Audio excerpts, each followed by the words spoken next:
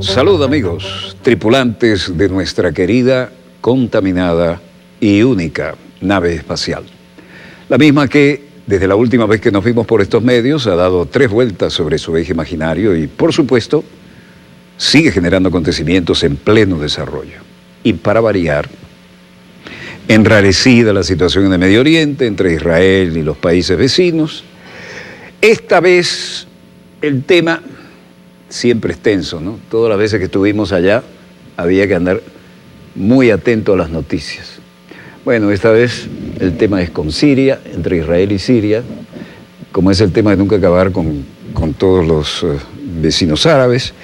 Pero veamos los acontecimientos en pleno desarrollo y dejemos que sean los protagonistas, a su modo, los que defiendan sus tesis y cómo lo hacen en esta guerra mediática paralela al teatro de operaciones.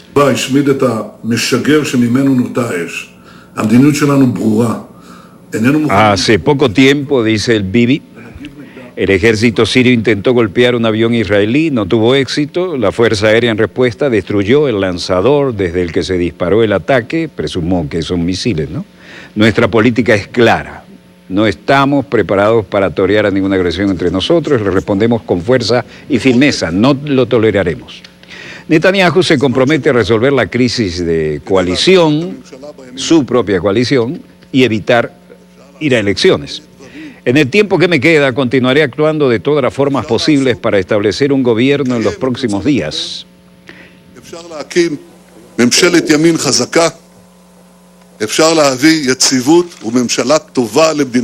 Se puede hacer mucho en 48 horas y se pueden respetar los deseos de los votantes. Se puede establecer un gobierno de derecha fuerte, ese es su discurso. Podemos traer credibilidad y un buen gobierno a Israel y espero que la gente tenga sentido y haga lo correcto. La historia es que Bibi dijo que continuará intentando resolver un punto muerto en la crisis de la coalición y formará un nuevo gobierno. Está huyendo hacia adelante.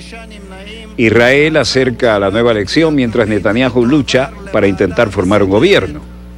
En ese sentido, el abogado de Israel, Avigdor Lieberman, dice: creo que en este momento, por un lado, la elección es totalmente innecesaria. Solo el Likud es el culpable del fracaso de las negociaciones de la coalición y para evitar esto, sugiero a los partidos ultraortodoxos que hagan exactamente lo que hicieron en la primera lectura, en el proyecto de ley militar, permitir que la propuesta se apruebe en la segunda y tercera lecturas y puedan abandonar la sesión plenaria.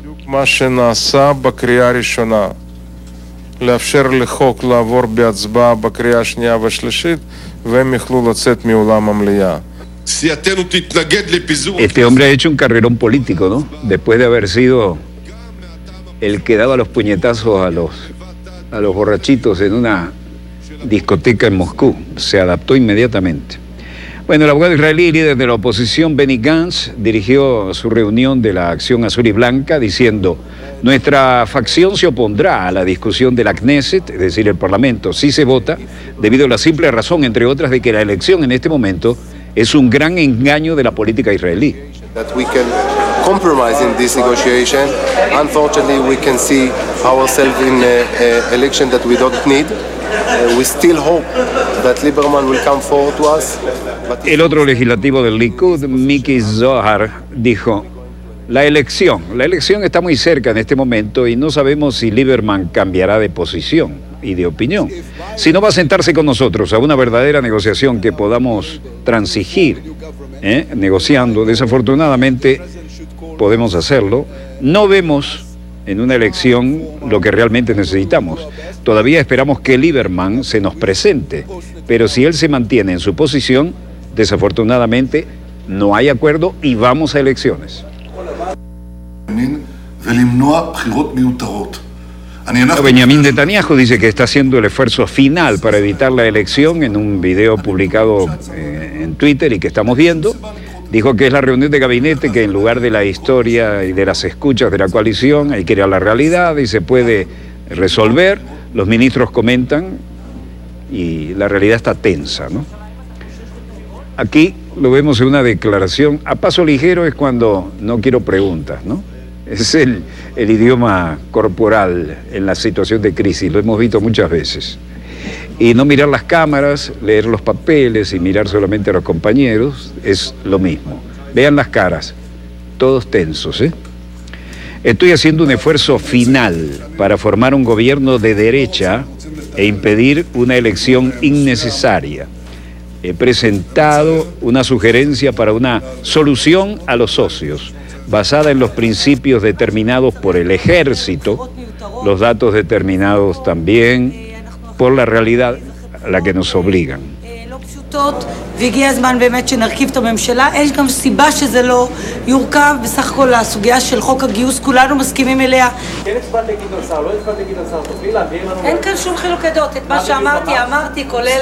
אני לא יודע מי מונע, מי לא מונע. יש עקרונות, כל אחד עובד לפי העקרונות. אז מה שמונע עכשיו זה רק העניין של הגיוס? זה בעצם Quieren, pero si no quieren canalizar esto en una dirección específica. Es lamentable, no creo que el país deba ser arrastrado a otra elección. Es una opinión mayoritaria, ¿no? Arriesgan mucho en realidad.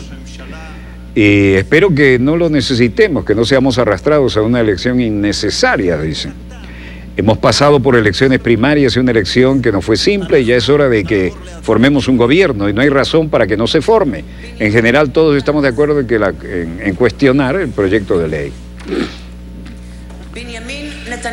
Jacob Litzman, hay una votación nominal.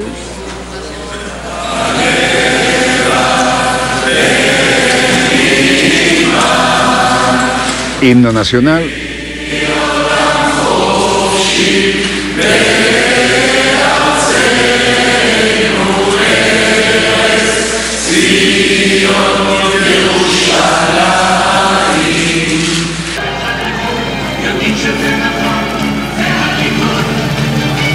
Netanyahu y su esposa Sara caminan hasta la zona de los fuegos artificiales. Es una noche de colosal victoria, colosal, dijo él.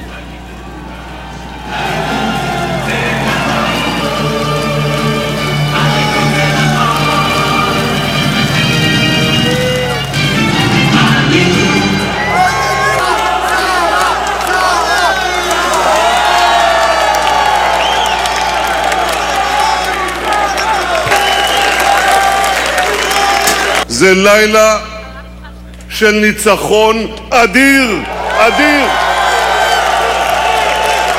Esta noche es una colosal victoria, colosal.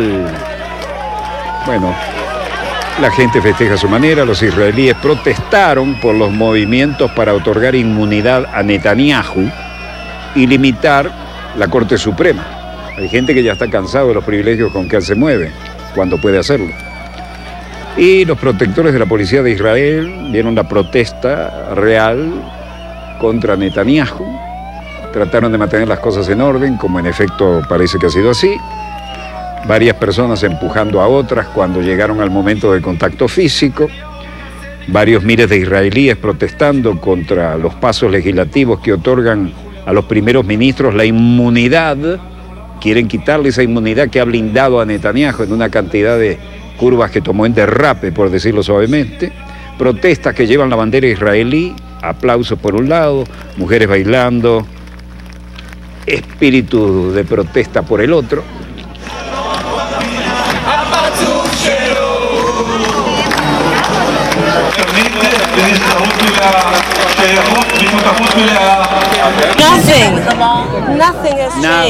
Nada ha cambiado. Esto nos hace sentir muy, muy frustrados, pero aún estamos luchando, todavía estamos luchando. Fuimos educados para hacer esto y vivimos en este lugar sabiendo que estamos seguros que nuestra democracia, así como debería ser, así que no pueden cambiarlo. Solo el 25% de las personas dijeron que sí pueden, pero no va a pasar. Luego, otro de los que protestaban dice: salvar la democracia es salvar el país, decía Carter. Un Israel gay, Shahar, dice: Estoy aquí para demostrar contra las leyes que Bibi Netanyahu dijo que aprobará, que reformará a Israel de un Estado democrático a algún tipo de dictadura como la que tenemos en Turquía o Rusia, donde los funcionarios y los políticos están por encima de la ley, como la ley no puede tocarlos, ¿no? Tememos que esto se pueda transformar en una realidad en Israel. No conocemos esto y no queremos vivir así. The Israel that we know today to something else, something that we don't want to live in. Los músicos alimentando la protesta y el hebreo, el lema es una nación, una ley. Miles de israelíes protestaron el sábado contra los pasos legislativos que podrían otorgar inmunidad al Bibi. Mientras tanto, la agencia estadounidense que ayuda a los palestinos rechazan todo intento de Estados Unidos de cambiar su mandato. El jefe de la agencia UNRWA, es decir, de las Naciones Unidas para los Refugiados Palestinos, Pierre Brahenbuhl, hablando con los reporteros, y dice, el mando no es una cuestión que aborden uno o dos estados miembros individuales en la Asamblea General. Esto es un asunto de toda la Asamblea General. De modo que es una pregunta que está anclada allí y que los refugiados palestinos deben recordar que el mandato está protegido por la Asamblea General de la ONU. Y por supuesto, nos comprometemos con los estados miembros para garantizar lo que esperamos sea una renovación segura de ese mandato. Y aquí, en la ciudad de Gaza, centros de distribución de alimentos, trabajadores mueven bolsas de trigo, alimentos en general, para hacer frente a la siempre difícil situación de los palestinos. Y una mujer sentada en la parte posterior de transporte de la carretera, llevando lo que puede a su casa. Los palestinos dicen que no fueron consultados sobre la conferencia económica liderada por Estados Unidos. Y el primer ministro de Palestina, Mohammad Shtayyeh, dice, la administración estadounidense anunció que habrá un taller el próximo mes para la situación económica y de inversión en la región, incluida Palestina. Como siempre pasó, el acuerdo del siglo. El gabinete destaca que cualquier solución al conflicto político depende de poner fin a la ocupación y lograr los derechos nacionales del pueblo palestino, expresados al establecer un Estado independiente, soberano y viable en la frontera de 1967, con Jerusalén como su capital. Bueno, Donald Trump con Mahmoud Abbas, salas de conferencia de Palacio Presidencial, Ramallah, margen occidental. Aquí, ministro principal de Palestina, Mohammad Shtayyeh, dice, el gabinete subraya que no se consultó sobre el taller informado y sobre el contenido, ni los resultados, ni el calendario.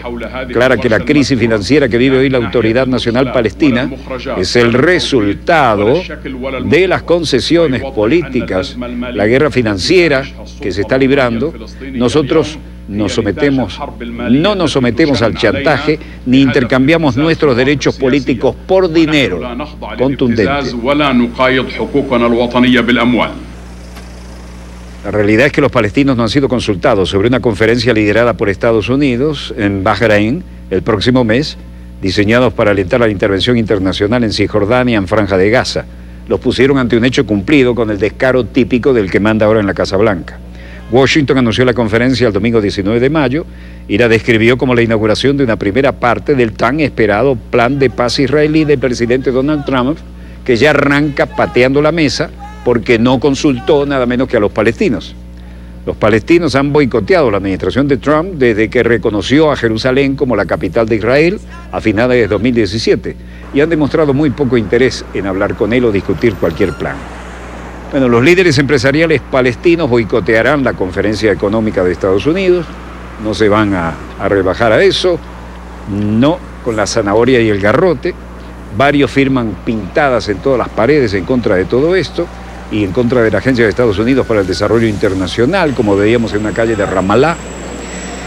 Y los residentes en Hebrón, como Ismail Zawayef, declaraban en posición tranquila pero contundente.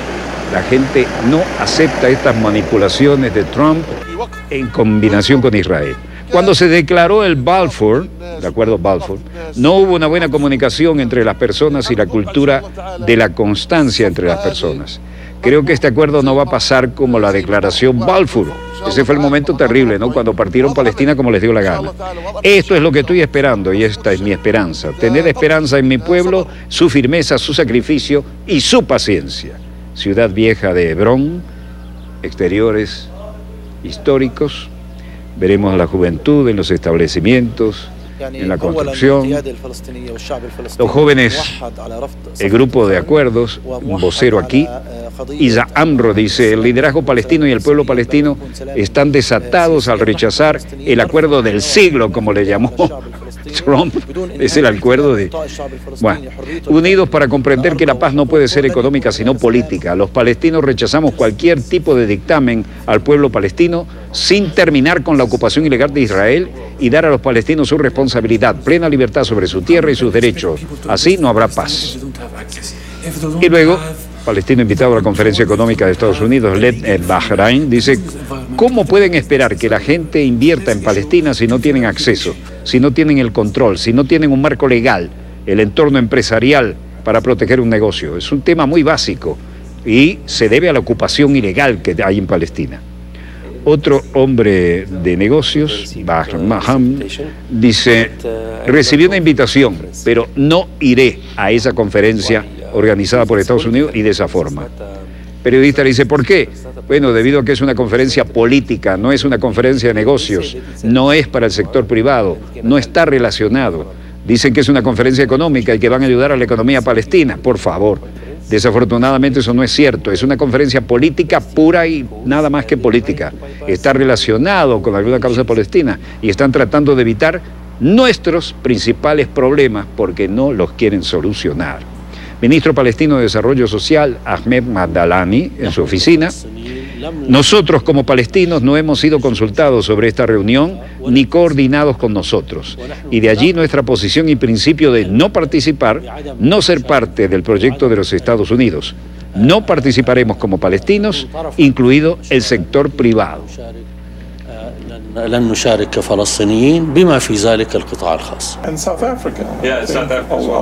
Luego habla con un reportero, el director del Centro Palestino para la Investigación Política y las Encuestas, Jalil Shikagi, dijo, la percepción prevalente ante la gran mayoría de la población palestina es que el plan estadounidense no satisfará ninguna de las necesidades más vitales del pueblo palestino.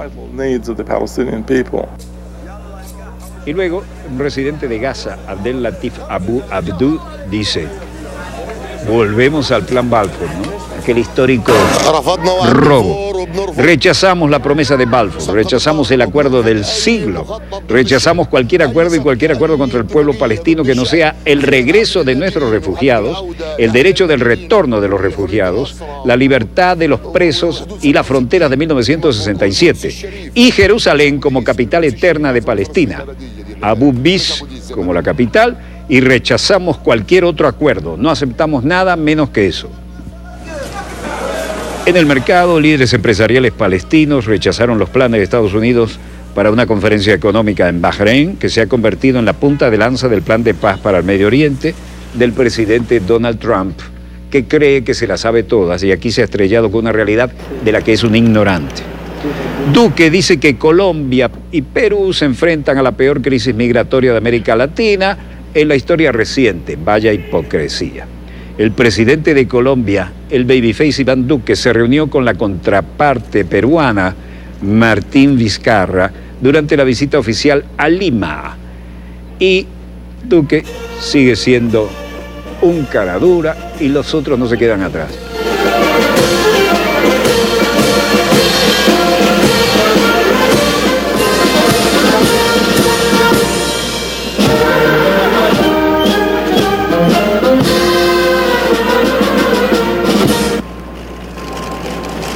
Hermoso palacio histórico, entrevistamos allí a algunos presidentes que eran mejores que los de ahora, no los voy a mencionar. Presidente de Colombia, Iván Duque, ha dicho, entre otras cositas bonitas, Colombia y Perú, oigan bien, después que los recibimos a todos y a no pocos les matamos el hambre, ¿no? Colombia y Perú enfrentan la peor crisis migratoria de América Latina en la historia creciente. Colombia con más de 1 millón de inmigrantes, Perú con 700.000 y Venezuela, cosa que no dijeron, con casi 6 millones de inmigrantes colombianos que acá reciben salud gratis, educación gratis, medicina gratis. Caraduras, qué caraduras, qué vergüenza.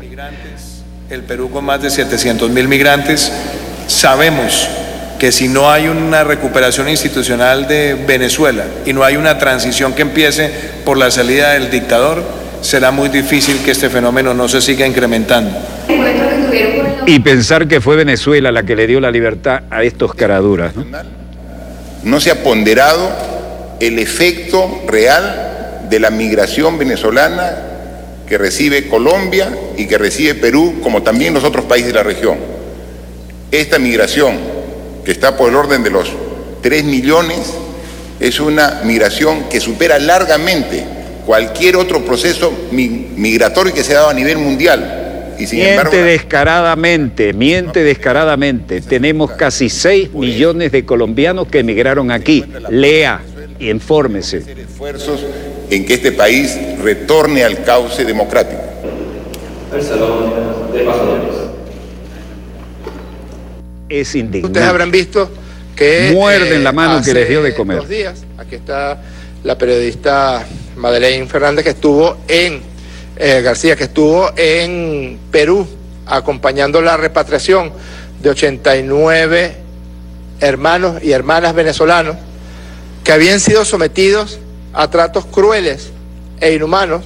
Son desgarradores los testimonios que registró Madeleine en su excelente reportaje. Personas que fueron sometidos a trabajo esclavo, personas que fueron llevados a zonas inhóspitas y remotas. Yo vi un testimonio que me conmovió de una maestra de escuela, mi madre es maestra de escuela, que fue llevada a trabajar en una escuela y los padres peruanos de los niños de esa escuela protestaron porque no podía una venezolana darle clases a sus hijos peruanos. Un niño de 8 años fue maltratado, agredido, porque esa es la campaña mediática brutal dirigida desde el cartel de Lima, dirigida de los gobiernos de Colombia, de Perú, de Brasil, de Estados Unidos, de Norteamérica, para tratar de doblegar la voluntad, el brío que este pueblo bolivariano, que este pueblo venezolano tiene, y se ensañan con las venezolanas y venezolanos, que muchas veces, llamados por los cantos de sirenas de estas fake news, de estas falsas noticias, que les prometen el oro y el moro cuando se vayan a Perú, o cuando se vayan a Colombia, o cuando se vayan a Ecuador, y cuando llegan allá se encuentran con la dura realidad de que a mujeres venezolanas han tratado de incitarlas para que trabajen como prostitutas en esos países, para que realicen trabajos esclavos, para que tengan que estar en las calles en un clima inclemente, y no hay absolutamente ninguna intención de protección por parte de ese gobierno. Como son más de 750 fake news que han salido, del 2 de marzo al 28 de agosto, más de 750 falsas noticias sobre el tema de migración de venezolanos. Solo en el mes de agosto, 187 noticias.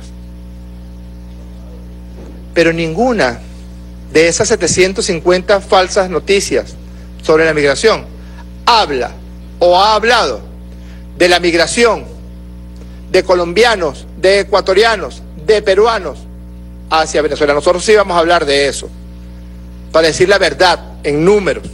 Miren, en Venezuela, para que todos los medios de comunicación internacionales pues se enteren, porque pareciera que jamás se han enterado de eso, viven 5.600.000 colombianos que vinieron a Venezuela huyendo del paramilitarismo, huyendo del hambre, huyendo de la violencia, del narcotráfico, de los asesinatos en masa, de las fosas comunes, huyendo de los Uribes, de los Duques, de los Santos.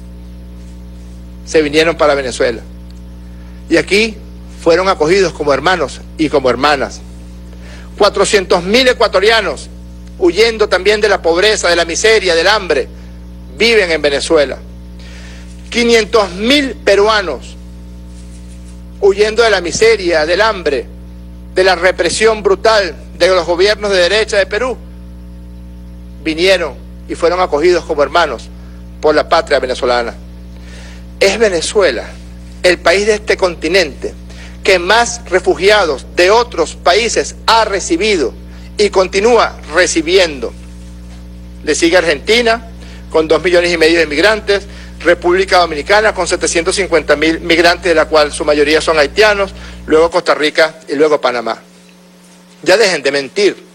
Son 6,5 millones de personas de Colombia, de Perú, de Ecuador, que viven en Venezuela.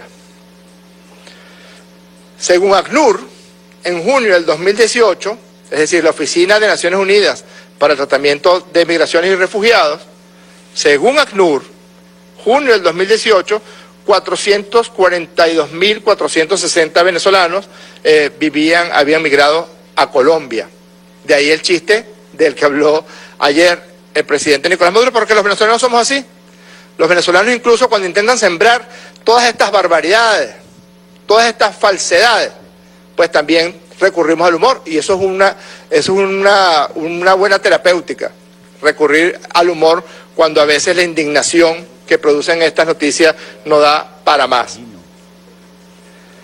442.460 venezolanos reconoció ACNUR en Colombia en junio del 2018, y fue Santos y después Duque a pedirle al gobierno norteamericano, y el gobierno norteamericano les entregó $6 millones para la atención de estos hermanos y hermanas venezolanas que están en Colombia. Y les decimos, en nombre del presidente Nicolás Maduro, a todos y a todos, vénganse, o hagan los preparativos para que puedan volver e incorporarse a este programa de recuperación, que los incluye a ustedes también, y del cual se están ya notando noticias positivas a diario. Pues bien, 6,5 millones de colombianos y colombianas, ecuatorianos y peruanos. Miren algunos números, algunos pocos ejemplos, para no extendernos demasiado. El 20% de todas las viviendas de la Gran Misión Vivienda de Venezuela, al menos el 20%, algunos años ha llegado al 28%, de todas las viviendas de la Gran Misión Vivienda de Venezuela son entregadas a colombianos. Preguntémonos, ¿cuántos venezolanos y venezolanas han recibido viviendas en el momento en que han migrado hacia Colombia, a Perú, a Ecuador? ¿Recuerdan al ex vicepresidente de Colombia llamando venecos? Estas viviendas no son para los venecos, pues el 20% de las viviendas que entrega la Gran Misión Vivienda de Venezuela se le entregan a colombianas y a colombianos que vinieron huyendo de usted, Vargas Lleras, de usted, Juan Manuel Santos, de usted, Duque, de usted, Álvaro Uribe, de ustedes, paramilitares, narcotraficantes, asesinos. 438.110 viviendas. ¿Cuánto cuesta una vivienda en Colombia? De 75 metros cuadrados, con 3 habitaciones, 2 baños. ¿Cuánto cuesta? Multipliquen 438.110 por lo que cuesta esa vivienda en Colombia. El gobierno del presidente Nicolás Maduro distribuye todos los meses 6 millones de cajas CLAP, que es llevarle el mercado a la puerta de la casa a 6 millones de familias. De esos 6 millones de cajas CLAP que se distribuyen mensualmente, al menos 1 millón se le entregan a familias de colombianas, colombianos, de peruanos y de ecuatorianos. Al menos 1 millón de cajas. Eso representa unos 25 millones de dólares al mes y representa unos 300 millones de dólares al año. Recuerden el numerito de los gringos, 6 millones de dólares. Pura mentira. Pura mentira. Solamente por CLAP, el gobierno bolivariano entrega a las familias de colombianos, de ecuatorianos y de peruanos 300 millones de dólares al año por concepto de CLAP. Y una preguntita para CNN, para Venevisión, para Globovisión, para la BBC, para Reuters, para The Washington Post, para El Tiempo de Bogotá. Si es verdad que hay una horrible crisis humanitaria en Venezuela, medicina basada en la evidencia, que es el tono académico en el que yo me formé. Medicina basada en la evidencia. Si es verdad que hay una terrible crisis humanitaria, ¿por qué los colombianos no se han ido para Colombia? ¿Por qué siguen aquí? ¿Por qué todavía tenemos 6,5 millones de colombianos, ecuatorianos y peruanos viviendo en Venezuela? ¿Cuántos de los que han migrado a Colombia, a Ecuador y a Perú no son hermanas y hermanos colombianos que más bien se han repatriado a sus países de origen, pero no en el número que pareciera preferir quedarse en Venezuela? Además, tenemos noticias de que muchos colombianos y colombianas que se fueron a Colombia se están regresando porque sigue el sometimiento al trabajo esclavo, sigue la violencia enseñoreada en muchas zonas de Colombia. Números, verdades para la BBC, para The Washington Post, para CNN, podrían hacer un reportaje. Verdades. En los estados Apure, Amazonas, Táchira y Zulia, solamente entre enero y junio del 2018, ojo, no me estoy refiriendo a los 6,5 millones de colombianas, colombianos, ecuatorianos y peruanos que viven en Venezuela. No, me refiero a colombianos que viven en nuestras fronteras con Apure, Amazonas, Táchira y Zulia, que atraviesan para recibir atención médica gratuita en el sistema Barrio Adentro y en los hospitales venezolanos. Solamente entre enero y junio, 29.507 consultas médicas en los estados Apure, Amazonas, Táchira y Zulia de colombianos, 306 intervenciones quirúrgicas. ¿Ustedes saben cuánto cuesta una consulta médica en Colombia? Porque allá no hay salud gratuita para nadie. La más barata, $30. La más barata. Es decir, una consulta médica general no especializada. 306 intervenciones quirúrgicas. 2.652 consultas oftalmológicas. Los atendemos, los operamos de las cataratas. Les entregamos los lentes de corrección. 6.606 consultas odontológicas solamente en Amazonas, Apure, Táchira y Zulia, en los puestos de salud fronterizos con esos estados. Yo fui médico rural en Maroa, estado de Amazonas, en el Alto Guainía. Al frente era Colombia, está Colombia.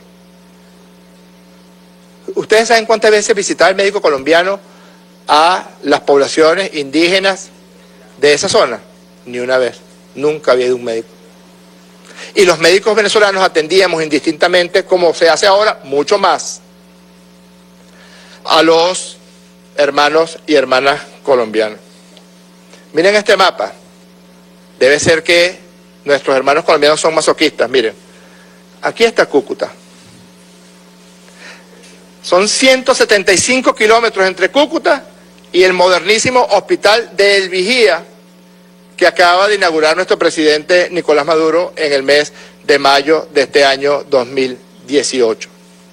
Los masoquistas, hermanos y hermanas colombianos masoquistas, viajan 3 horas y media desde Cúcuta hasta el Hospital del Vigía para ser atendidos de manera gratuita. El 15% de todas las consultas del Hospital del Vigía son de colombianos, no que viven en Venezuela, no. Son de colombianos que vienen de Colombia, recorren casi 4 horas de carretera para ser atendidos en el Hospital del Vigía. Ya dejen de mentir.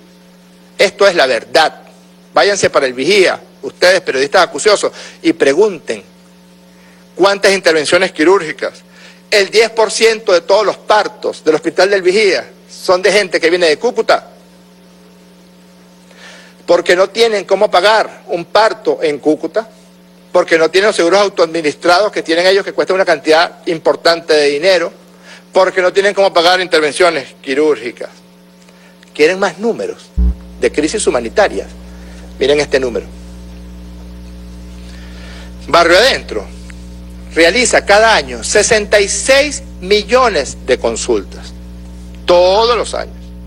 17% de esos 66 millones de consultas son, estos sí, de colombianos que viven en Venezuela, 17%.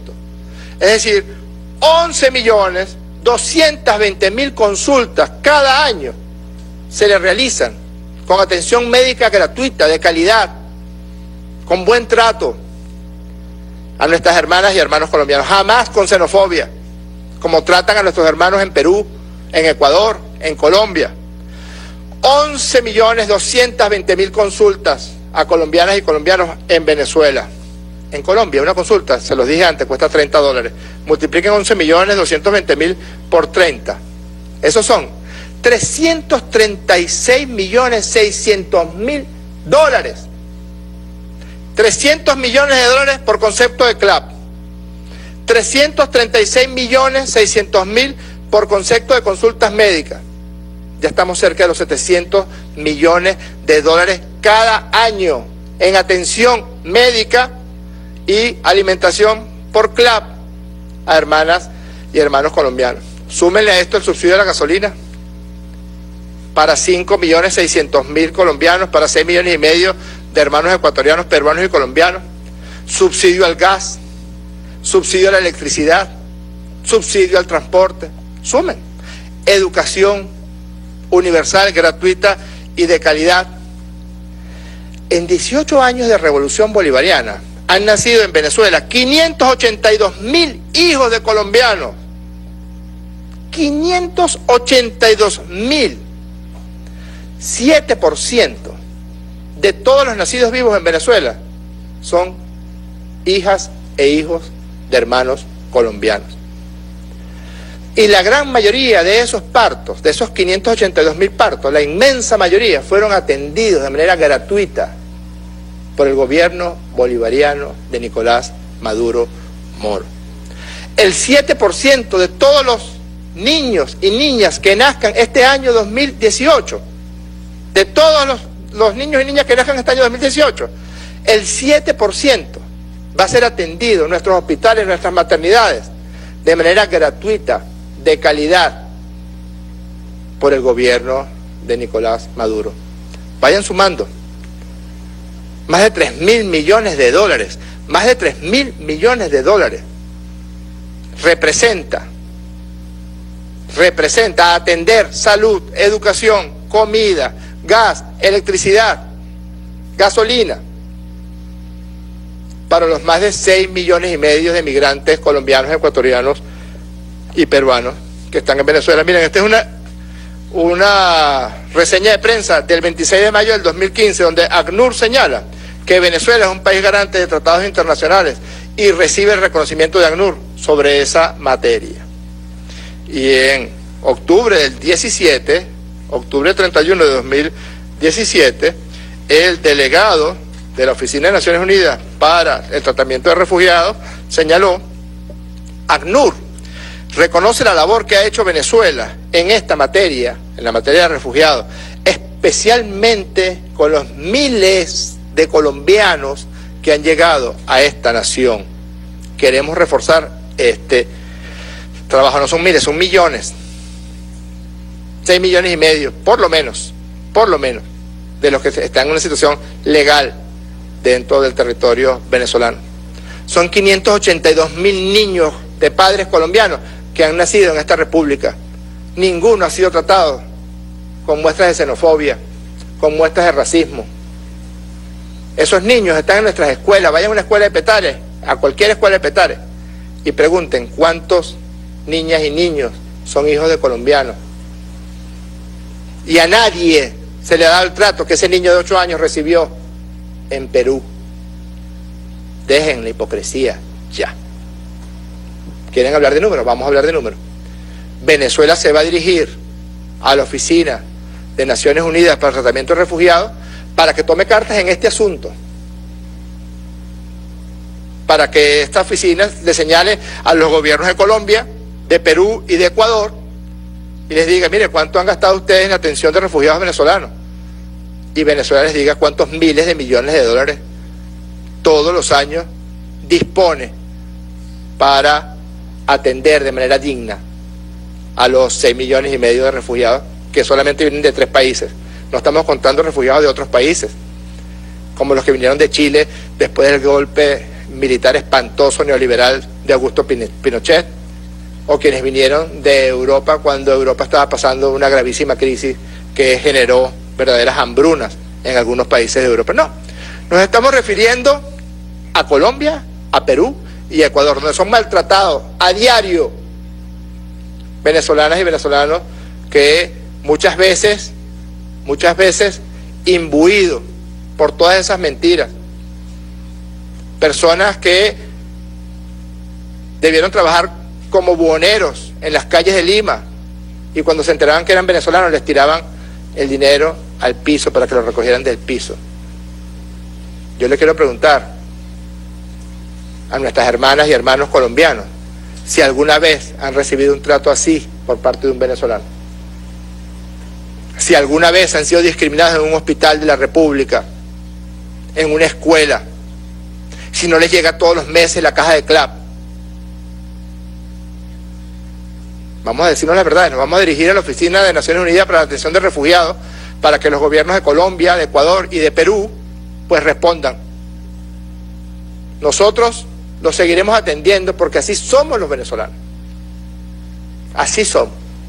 Gente decente, gente digna, gente solidaria, gente generosa. Pero así no son el gobierno de Colombia, ni el de Perú, ni el de Ecuador.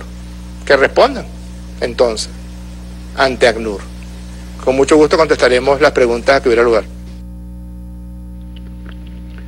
Bueno, aquí tenemos algunos datos complementarios de esta más que contundente y brillante declaración. Y al que le vaya el sayo, que se lo ponga. Porque hay mucha gente que muerde la mano que le da de comer y además no agradece. Hay 6.500.000 extranjeros en Venezuela. 6.500.000 extranjeros en Venezuela. Esto sería algo así como más de 2 veces la población de Uruguay. De los cuales 5.600.000 son colombianos. Esto significa que aproximadamente el 20,3% de la población que reside en Venezuela es extranjera. Y los colombianos en Venezuela representan el 17,5% de toda la población de Venezuela. De elpaís.com tomamos: el número de refugiados sirios supera los 5 millones según la ONU, ACNUR, cifra en casi 3 millones los desplazados sirios que viven en Turquía. Estamos hablando de los grandes dramas de la crisis internacional. Comparen con las cifras de acá. Del país.com, el número de refugiados marca un nuevo récord. 25,4 millones las personas que abandonaron sus hogares de manera forzosa y ya son 68,5 millones, 2,9 millones más que en 2016. Colombia encabeza un año más la lista con 7.700.000 desplazados internos. Se ve que viven muy bien. El trabajo de Adriana González Gil de Colombia, denominado El desplazamiento forzado interno en Colombia a la migración transfronteriza hacia Ecuador, y dice, comillas, las imágenes del pueblos fantasmas y el repoblamiento de localidades desoladas son los dos extremos de la dinámica de la movilidad poblacional de Colombia. Así, el incremento del desplazamiento derivó también en cambios sociodemográficos significativos. En 2002, el 90% de los municipios colombianos tuvo desplazamientos, poniendo en evidencia la extensión del conflicto colombiano hacia lugares que no habían sufrido su impacto directo en el pasado reciente. Esto supuso una significativa disminución de la población en por lo menos 152 municipios y un crecimiento atípico de la misma en 124. 124 municipios con un crecimiento atípico, consecuencia de todo el desastre humanitario que tienen. Esto significa que el 25% de los municipios del país, Colombia, es decir, 276, se vieron abocados a procesos de reordenamiento social y demográfico forzados por la dinámica de la guerra.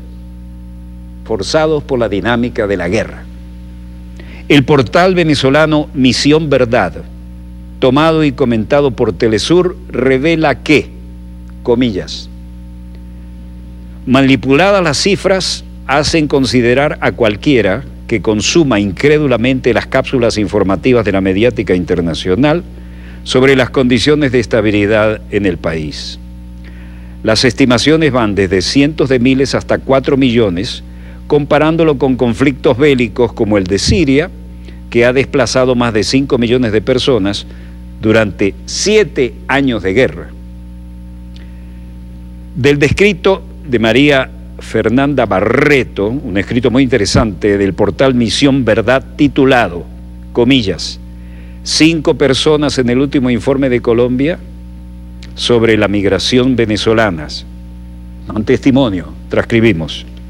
El número de personas venezolanas que residían en el país vecino hasta el 30 de septiembre de este año es exactamente igual a la sumatoria de los venezolanos y venezolanas que, según este mismo documento, se han mudado a Colombia desde 1991. 1.032.016. La Misión Verdad revela que son 32.016. 32.016 venezolanos en Colombia. Ya hemos oído al ministro de Información y Comunicación de Venezuela con las contundentes y reales cifras, absolutamente imposibles de desmentir, desde Colombia a Venesur, por paramilitares que hacen, los cortan vivos o los matan. Esa es la cotidianidad en Colombia en esas zonas. Y luego los cortan en las famosas casas de pique. Nadie niega su existencia. Eso es inhumano al extremo. Es decir, parece que volviéramos a la época de las cavernas. Casas de pique, casas dedicadas a cortar cadáveres, descuartizar personas incluso en vivo. Con la fosa común, oigan bien, la fosa común, la Segunda Guerra y todos esos conflictos se hablaba de fosas comunes. Pues la fosa común más grande del mundo está en Colombia, está en Medellín. Y los militares represores, quienes fabricaron los famosos falsos positivos, también pasaron por allí. Bueno, ¿qué hacemos ahora, señor coordinador? Porque esto es muy emocionante. Bueno, tenemos a la vista el Bravo Eco 11, nuestro buque escuela, el 31º crucero de instrucción al exterior Caribe 2019. Buque escuela Simón Bolívar Bravo Eco 11, nuestro embajador sin fronteras. El domingo 26 de mayo de 2019 zarpó desde el muelle Olimpia Medina del puerto de Cienfuegos de la República de Cuba hacia el puerto Bluefields de la República de Nicaragua, donde estima arribar el domingo 2 de junio, navegando a vela en posición geográfica latitud 20 grados 46 minutos 9 minutos norte y longitud 81 grados 25 minutos 7 segundos oeste, al rumbo verdadero 185 grados, velocidad de 3 nudos. Como ustedes saben, como buque escuela hay actividades permanentes, físicas y académicas.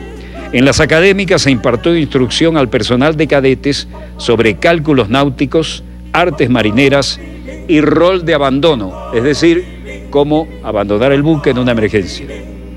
Actividades sociales y recreativas. Se efectuó acondicionamiento físico a todo el personal para fortalecer el espíritu y la moral. Condiciones climáticas. Se observaron áreas con nubosidad dispersas y precipitaciones aisladas. Vientos del este con intensidad de hasta 15 nudos. Mar, marejada con olas de hasta 1,5 metros. Visibilidad de buena a moderada. En el glosario naval, el término es abarloar. Abarloar es colocar un buque al lado de otro o al lado de un muelle en forma que quede en contacto por sus costados ambos buques, también denominados en algunos lugares amadrinar.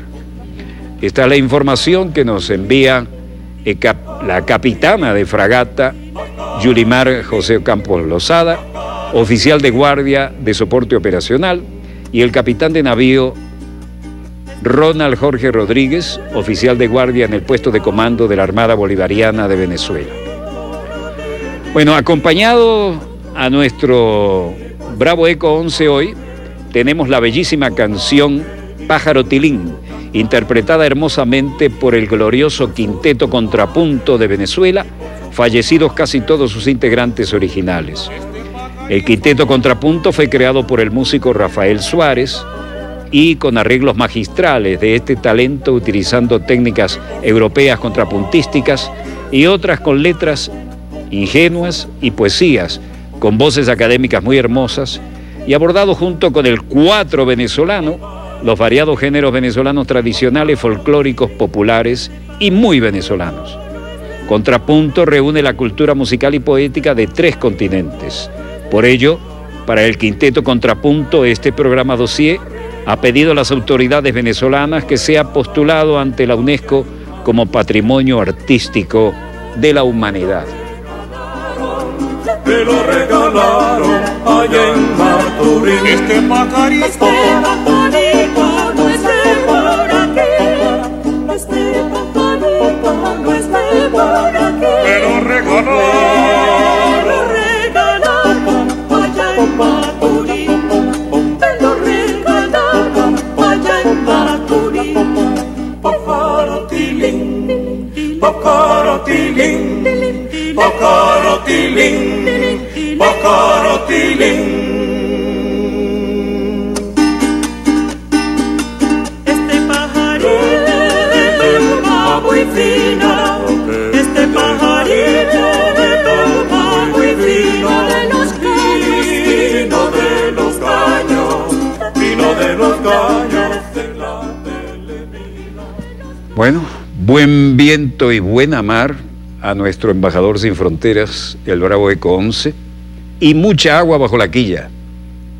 Me honro en ser tripulante honorario de hace mucho tiempo, así como fue la Armada en la Escuela Superior de Guerra Naval hace muchos años, la que me otorgó el primer título de profesor aquí a Honoren, y ahora lo tengo de todos los componentes, lo cual me honra profundamente. Estamos orgullosísimos de nuestras Fuerzas Armadas, porque en este país no son ni una casta ni algo separado de la realidad popular. Son el pueblo en uniforme y todos son académicos. Dicho esto, gracias por permitirnos estar allí con ustedes y donde quiera que se encuentren de ese lado del receptor. Muchas gracias una vez más desde el estudio 3 de Venezolana de Televisión, el canal pionero de la información internacional, porque es heredero de aquel TVN5 en el Cerro Marín, en la Charneca, donde comencé con el único satélite de uso civil que bajaban para América Latina, y fuimos tengo que hablar en primera persona, fui el único que se atrevió a producirlo, traducirlo y comentarlo, y fue la primera vez que el canal oficial ganó el Premio Nacional de Periodismo. Les habló Walter Martínez, productor y conductor de Dossier, y a nombre de todo este equipo, gracias por permitirnos estar allí con ustedes. Disponga usted de las cámaras, señor director.